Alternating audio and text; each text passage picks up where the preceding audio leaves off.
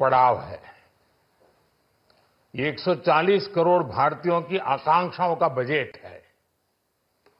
ये हर भारतीय के सपनों को पूरा करने वाला बजट है। हमने कई सेक्टर्स युवाओं के लिए खोल दिए हैं। सामान्य नागरिक विकसित भारत के मिशन को ड्राइव करने वाला है। ये बजट एक फोर्स मल्टीप्लायर है। ये बजट सेविंग्स को बढ़ाएगा, इन्वेस्टमेंट को बढ़ाएगा, कंजम्पशन को बढ़ाएगा और ग्रोथ को भी तेजी से बढ़ाएगा। मैं वित्त मंत्री निर्मला सीतारमण जी और उनकी पूरी टीम को इस जनता जनार्दन का बजट, पीपल्स का बजट, इसके लिए बहुत बहुत बधाई देता हूं। साथियों, आमतौर पर बजट का फोकस इस बात पर रहता है कि सरकार का खजाना कैसे भरेगा, लेकिन ये बजट उससे बिल्कुल उल्टा है। लेकिन ये बजट देश के नागरिकों की जेब कैसे भरेगी, देश के नागरिकों की बचत कैसे बढ़ेगी और देश के नागरिक विकास के भागीदार कैसे बनेंगे, ये बजट इसकी एक बहुत मजबूत नींव रखता है। साथियों, इस बजट में रिफॉर्म की दिशा में महत्वपूर्ण कदम उठाए गए हैं। न्यूक्लियर एनर्जी में प्राइवेट सेक्टर को बढ़ावा देने का निर्णय बहुत ही ऐतिहासिक है।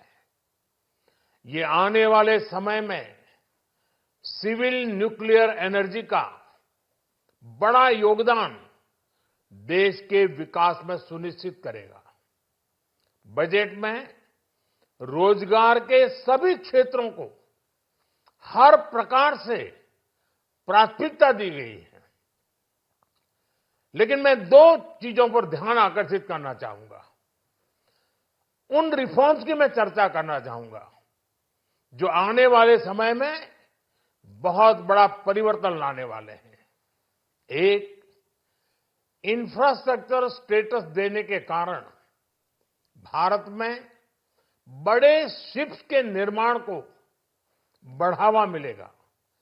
आत्मनिर्भर भारत अभियान को गति मिलेगी और हम सब जानते हैं कि शिप बिल्डिंग ये सर्वाधिक रोजगार देने वाला क्षेत्र है। उसी प्रकार से देश में टूरिज्म के लिए बहुत संभावना है। महत्वपूर्ण 50 टूरिस्ट डेस्टिनेशन, वहां पर जो होटल्स बनाएंगे, उस होटल को पहली बार इंफ्रास्ट्रक्चर के दायरे में लाकर टूरिज्म पर बहुत बल दिया है।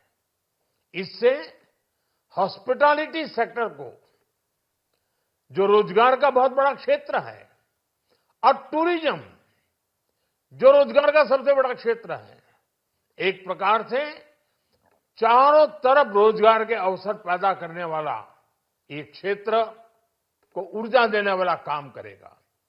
आज देश विकास भी, विरासत भी, इस मंत्र को लेकर चल रहा है। इस बजट में भी इसके लिए भी बहुत महत्वपूर्ण और ठोस कदम उठाए गए हैं। 1 करोड़ पांडुलिपियों के लिए संरक्षण के लिए, मैन्युस्क्रिप्ट के लिए ज्ञान भारतम मिशन लॉन्च किया गया है। साथ ही भारतीय ज्ञान परंपरा से प्रेरित एक नेशनल डिजिटल रिपोजिटरी बनाई जाएगी। यानी टेक्नोलॉजी का भरपूर उपयोग किया जाएगा और हमारा जो परंपरागत ज्ञान है उसमें से अमृत निचोड़ने का भी काम होगा।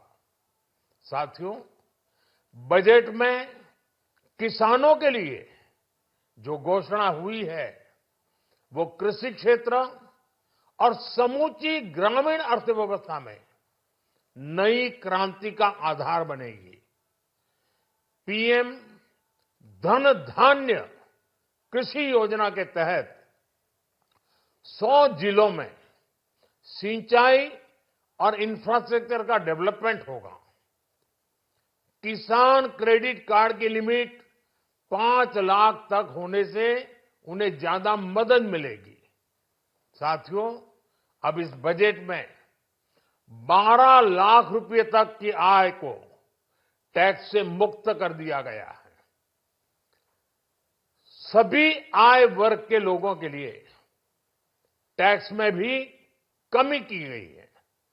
इसका बहुत बड़ा फायदा हमारे मिडिल क्लास को,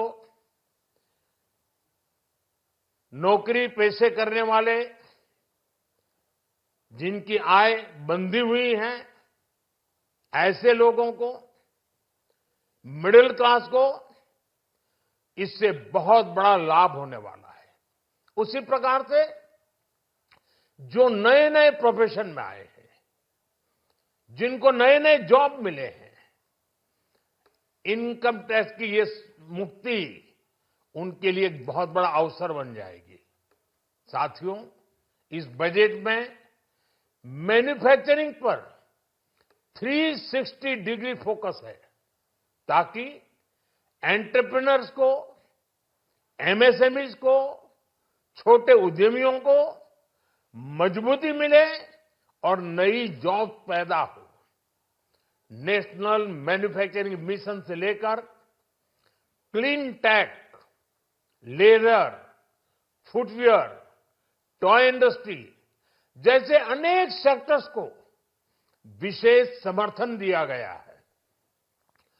लक्ष्य साफ है कि भारतीय प्रोडक्ट्स ग्लोबल मार्केट में अपनी चमक बिखेर सके। साथियों, राज्यों में इन्वेस्टमेंट का एक वाइब्रेंट कॉम्पिटिटिव माहौल बने, इस पर बजट में विशेष जोर दिया गया है। एमएसएमईज और स्टार्टअप के लिए क्रेडिट गारंटी को दोगुना करने की घोषणा भी हुई है। देश के एससी, एसटी और महिला जो नए उद्यमी बनना चाहते हैं उनको 2 करोड़ रुपए तक के लोन की योजना भी लाई गई है, और वो भी बिना गारंटी। इस बजट में न्यू एज इकोनॉमी को ध्यान में रखते हुए गीग वर्कर्स के लिए बहुत बड़ी घोषणा की गई है। पहली बार गीग वर्कर्स का ई श्रम पोर्टल पर रजिस्ट्रेशन किया जाएगा। इसके बाद इन साथियों को स्वास्थ्य सेवा और दूसरी सोशल सिक्योरिटी स्कीम्स का लाभ मिलेगा। ये डिग्निटी ऑफ लेबर, इसके प्रति श्रम एव जयते के प्रति सरकार के कमिटमेंट को दर्शाता है।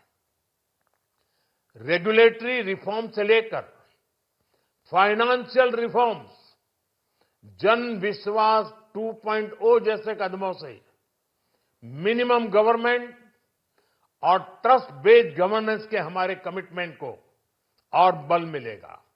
साथियों, ये बजट न केवल देश की वर्तमान आवश्यकताओं को ध्यान में रखता है, बल्कि हमें भविष्य की तैयारी करने में भी मदद करता है। स्टार्टअप के लिए डीप टेक, जियोस्पेशियल मिशन और न्यूक्लियर एनर्जी मिशन ऐसे ही महत्वपूर्ण कदम है।